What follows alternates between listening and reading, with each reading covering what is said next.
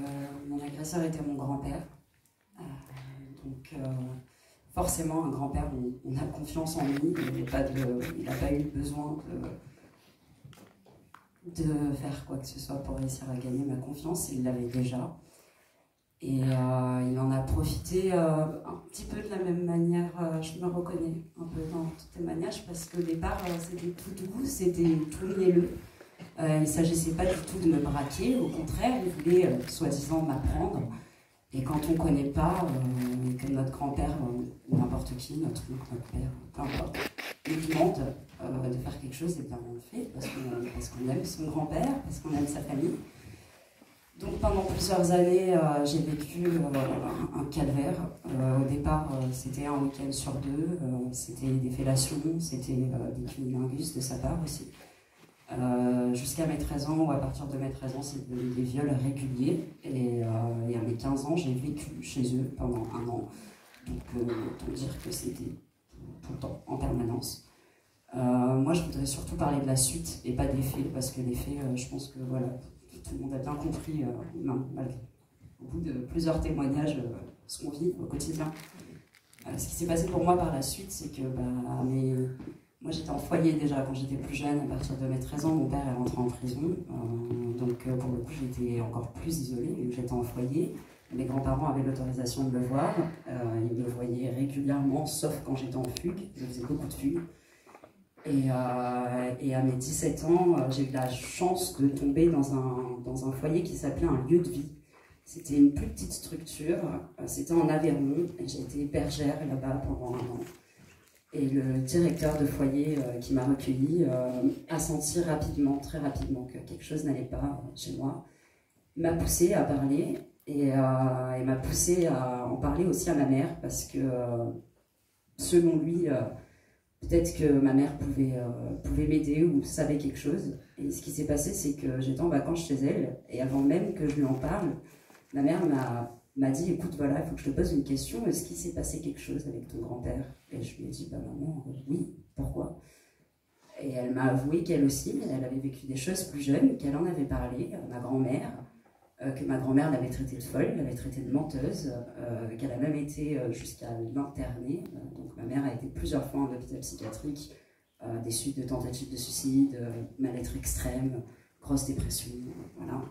Et donc sa parole n'a jamais été entendue. Quand ma mère m'a dit ça, moi j'ai pensé à mes cousines qui sont plus jeunes que moi, à mes sœurs aussi, mais ma mère n'avait plus de contact dans tous les cas, bien évidemment avec mon grand-père. Et je me suis dit, bon, il faut que je porte plainte. Donc j'avais 17 ans à ce moment-là, j'ai porté plainte. Au jour d'aujourd'hui, j'ai 26 ans, donc la plainte a été posée il y a 9 ans. Rien n'a bougé, pas rien, mais presque. L'instruction a eu lieu de 2011 à 2015. En 2015, l'instruction était finie, donc tous les témoins avaient été interrogés, l'enquête était faite. On m'a proposé de requalifier les faits, donc en gros, c'était plus un crime, mais c'était considéré comme un délit. Et ça passait plus aux assises, mais ça passait en correctionnel. Moi, c'était en 2015, j'étais très très mal dans ma vie. Enfin, je suis toujours très très mal dans ma vie, mais il faut savoir qu'à cette époque-là, j'étais à la rue complètement. J'essayais tant bien que mal de m'en sortir après avoir abandonné ma fille, parce que j'arrivais plus à assumer mon rôle de mère. Donc, quand mon avocate m'a appelé pour me dire ça, j'ai juste pété un câble et j'ai dit qu'il était hors de question que les faits soient requalifiés. J'ai eu la chance d'avoir une avocate qui a réagi assez rapidement et qui a réussi, je ne sais trop comment, à faire en sorte que ça reste bien une qualification de viol et non pas seulement, je ne sais plus les termes exacts, mais en gros, voilà. C'était pas juste un délit, c'est bien resté en viol. Et donc, c'est tombé aux oubliettes de 2015 jusqu'à maintenant, jusqu'à il y a très très peu de temps. En fait, il y a très peu de temps, il s'est passé quelque chose d'assez incroyable, il y a un an et demi en arrière. J'ai une chaîne YouTube, je témoigne sur ma chaîne YouTube de ce que j'ai vécu.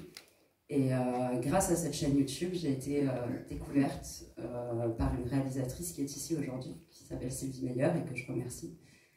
Cette réalisatrice a fait des pieds et des mains pour réussir à me contacter, à me retrouver. Moi, je vivais à moitié dans la rue, à moitié hébergée, très très souvent en vadrouille et pas très souvent sur les réseaux. Mais elle a fini par réussir à me retrouver grâce à une des personnes qui travaillait avec elle. Ils m'ont contacté sur Messenger et elle m'a proposé de témoigner dans un documentaire qui sera diffusé demain après-midi, il me semble. Demain matin.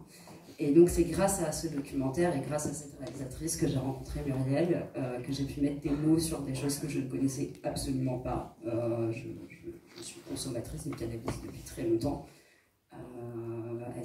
Muriel m'a expliqué voilà, la dissociation, les conduites à risque.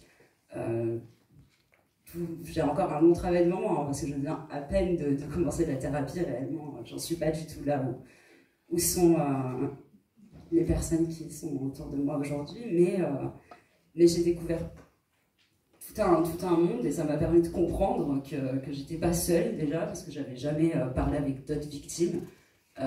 Sur YouTube un petit peu, en évoquant mon parcours, en témoignant sur YouTube. J'avais eu quelques commentaires de victimes, mais c'était vraiment les premières fois que je parlais avec les personnes qui étaient victimes. Et voilà, et grâce à ce documentaire, en tout cas, peut-être pas grâce au documentaire, mais moi je pense que oui, j'ai eu une nouvelle incroyable il y a 3 mois maintenant. Mon avocate a été appelée et je passe aux assises le 30 et 31 janvier 2020. Donc le procès aux assises aura bien lieu. Je fais partie d'un nombre infime de victimes qui vont pouvoir porter ce dossier jusqu'au bout. Enfin, je l'espère. Et voilà. Et ça va être encore long. Moi, ma vie, elle est complètement au valo. Il faut savoir qu'il n'y a rien de stable chez moi. J'ai vécu des années de partout, à droite, à gauche. Je m'en suis très loin de m'en être remise. Mais je continuerai à me battre. Et cette manière-là, le fait d'être là, d'être en colloque et de témoigner devant vous, bah, c'est quelque chose qui me tient, quoi, qui me permet de tenir. Donc merci.